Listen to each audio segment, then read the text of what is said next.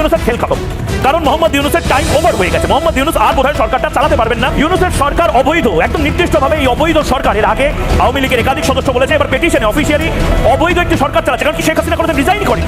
অবশেষে প্রধানমন্ত্রী বিচার দিল আমেরিকার প্রেসিডেন্ট ডোনাল্ড ট্রাম্পের কাছে, এবং ডাক্তার ইউনূস অবৈধ এটা তিনি বললেন সরাসরি তাকে, এবং ডাক্তার ইউনূসের কোনো বৈধতার প্রমাণ নাই, কারণ শেখ হাসিনা এখনও পদত্যাগ করেছে, এর কোনো প্রমাণ কেউ দিতে পারেনি। এটা নিয়ে ডোনাল্ড ট্রাম্পের কাছে বিচার দিলেন প্রধানমন্ত্রী শেখ হাসিনা।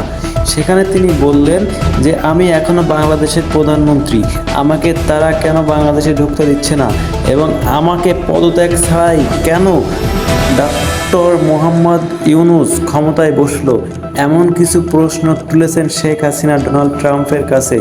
এবং ডোনাল্ড ট্রাম্প বললেন এটা সম্পূর্ণ অন্যায়, এবং ডক্টর ইউনূস তার কোনো বৈধতা না থাকলে তিনি বাংলাদেশে ক্ষমতায় থাকতে পারবেন না। কন্ট্রোল না হতো তাহলে আজকের দিনে হয়তো এমন এমন ঘটনা ঘটতো, যে ঘটনার পর এই অন্তর্বর্তী সরকারের ভিত্তিটা নড়ে যেত, সরকারের পতনও হতে পারতো।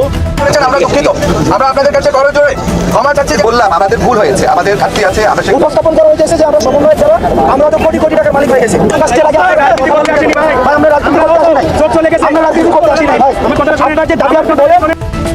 তাহলে কি শেখ হাসিনাই হবেন আবারও বাংলাদেশের প্রধানমন্ত্রী, এমনটাই শোনা যাচ্ছে।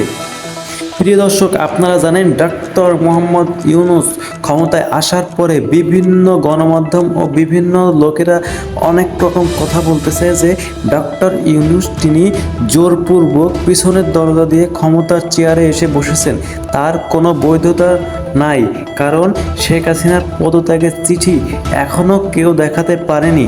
এবং সেনা প্রধানও বলেছেন ডক্টর মোহাম্মদ ইউনূস তিনি অবৈধভাবে ক্ষমতায় এসেছে, এবং শেখ হাসিনা এখনও পদত্যাগপত্র আমাকে দেয়নি। তাহলে কি তিনি প্রথমে 5 অক্টোবর এটি মিথ্যা লাইভ করেছিল, যেখানে তিনি বলেছিল শেখ হাসিনা পদত্যাগ করেছে? এটা সম্পূর্ণ মিথ্যা, কারণ শেখ হাসিনা পদত্যাগ করেছে এর কোনো চিঠি কেউই এখনও দেখাতে পারেনি।